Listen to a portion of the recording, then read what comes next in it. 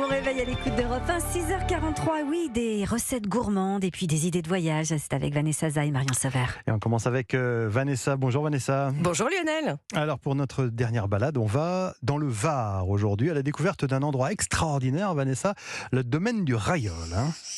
Oui, au Rayol-Canadel-sur-Mer, dans ce jardin des Méditerranées. C'est son nom, il est idyllique, il faut l'avoir vu au moins une fois dans sa vie. C'est un écrin de nature, c'est incroyable que Michel Bouquet, pendant le tournage du film Renoir, qui a été tourné en grande partie sur le domaine, a confié à Dédé, la figure locale, le roi de la bouillabaisse, que si le paradis existait, c'était sûrement au Rayol qu'il devait ressembler. Et il faut savoir que c'était déjà un bel écrin bien avant de devenir jardin des Méditerranées. Jacques Chirac a vécu dans ce petit Éden de 1942 à 1946, puisque le domaine appartenait au constructeur aéronautique Potez et son père en était le directeur financier. Dites-nous, Vanessa, ce jardin des Méditerranées, c'est quoi exactement ? 11 jardins méditerranéens que l'on retrouve aux quatre coins de la planète, des Canaries à la Californie, au Chili, en passant par l'Australie. C'est un très beau projet créé et porté par Gilles Clément, celui qu'on appelle le jardinier de la planète. Et pour le découvrir, ce domaine, moi je vous conseille vraiment de le faire en visite guidée, parce que l'équipe est passionnante, extrêmement professionnelle. Et puis en cette saison, vous allez apprendre plein de choses, comment les plantes endurent l'été, chacune à leur façon, mais aussi que le feu destructeur et qu'il faut évidemment endiguer, peut être aussi régénérateur et booster de floraison. Écoutez Lénie Basso qui est guide animateur. Les callistémons qui ont en fait ces fleurs disposées en goupillons rouges très souvent, très allongées. On sait que sans incendie, il y en a qui vont avoir peut-être de l'ordre de 10% des graines qui germent. Et avec un incendie, on peut avoir des fois 95% de germination. Étonnant, effectivement. Alors ce jardin des Méditerranées, ça se visite en combien de temps, Vanessa ? Il faut compter au moins une journée. Vous avez quand même 20 hectares. Ah oui. Et puis s'il fait trop chaud, comme le domaine plonge ses pieds dans la Méditerranée, enfiler palme, masque, tuba et aller mettre la tête sous l'eau pour suivre le sentier sous-marin et découvrir la faune et la flore. Et bien sûr, vous avez un hébergement à nous conseiller.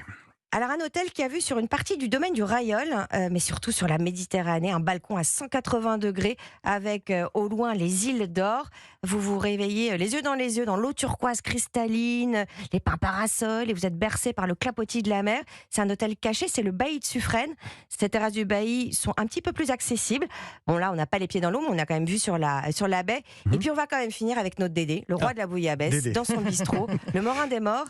Il l'a préparé de nombreuses fois au fort de Brégançon, cette bouillabaisse pour Chirac. La première fois, il n'y croyait pas. L'Élysée me téléphone.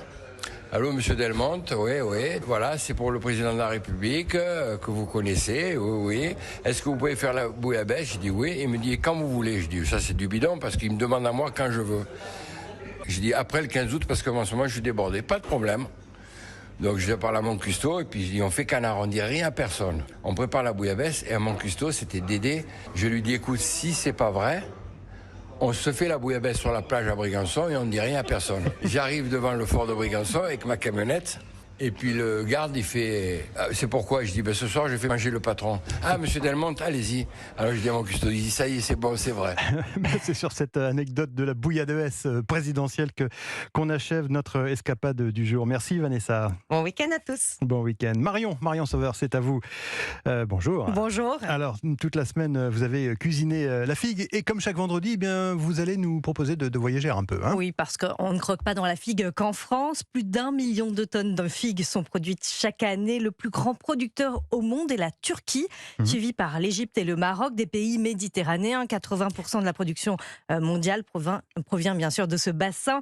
La France ne produit que 3500 tonnes de figues chaque année. 75% proviennent de la région de Soliez-dans-le-Var. Alors, on quitte la France. Où est-ce que vous nous emmenez pour cuisiner la figue ce matin ? On part en Italie, où la figue est présente depuis l'Antiquité, particulièrement en Toscane. L'un des fiefs de la figue est Carmignano, qu'on appelle, alors excusez mon accent, Carmignane d'Affici, Carmignano des figues. Ça ne s'invente pas, plusieurs variétés y poussent et notamment la Dotato, la plus emblématique, une figue blanche à la peau verte que l'on consomme séchée. On l'appelait le pain des pauvres, on la faisait sécher pendant une quarantaine de jours et les paysans les nouaient pour mieux les conserver. C'est une tradition qui perdure. Ces figues séchées, on les dégustait souvent farcies de crème et de pignons de pain aux alentours de Noël, c'est toujours le cas. Et fraîches, elles sont généralement forcément servi salé avec des morceaux de viande ou sur des pizzas. Vous savez, une pizza blanche, la pâte comme ça qui est cuite sans au la four, tomate.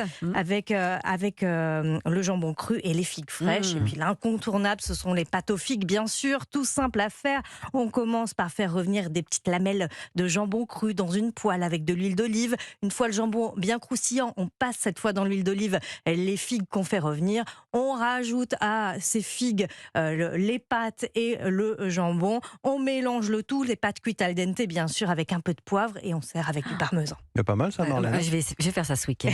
Alors, bon, tout ça c'est très bien, mais est-ce que vous avez une adresse française pour déguster des figues à l'italienne, Marion? Bien sûr, au Georges, c'est le restaurant italien du Four Seasons Georges V, une très belle adresse décontractée où le chef Simone Zanoni nous régale. Forcément, les figues sont à l'honneur en cette saison et on les retrouve pour finir le repas, un dessert imaginé par le chef pâtissier de l'hôtel, Michael Bartocchetti, et il réalise ce dessert aux figues extrêmement gourmand en toute simplicité. Michael Bartocchetti. Je vais prendre un petit filet d'huile d'olive dans la poêle, je vais déposer mes figues parfaitement mûres, que je vais enrichir avec un miel estival.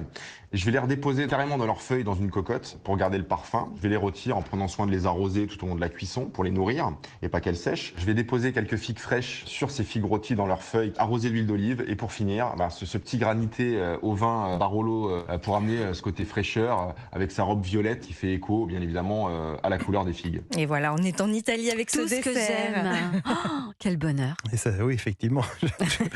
Merci Marion. On retrouve évidemment les recettes et celles de vos chefs évidemment sur europe1.fr.